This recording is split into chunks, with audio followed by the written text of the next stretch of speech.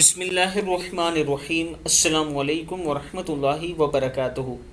عابد راجہ channel کی طرف سے آج میں اپنے دوستوں کو رسول اللہ صلی اللہ علیہ وآلہ وسلم کا ایک فرمان بتاؤں گا۔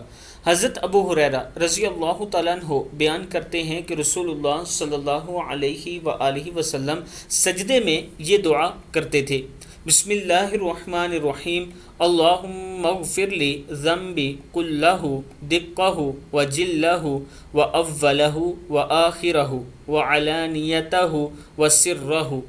اے اللہ میرے سارے گناہ بخش دے، چھوٹے بھی اور بڑے بھی، پہلے بھی اور پچھلے بھی، کھلے بھی اور چھپے بھی۔ صحیح مسلم کی حدیث ہے۔ میں اپنے دوستوں سے گزارش کروں گا کہ آپ دوست بھی یہ دعا کیا کریں، اور اس کے ساتھ آپ دوست اس ویڈیو کو آگے ضرور شیئر کریں۔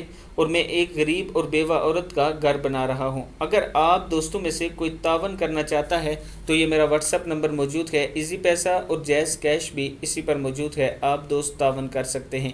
السلام علیکم ورحمۃ اللہ وبرکاتہ۔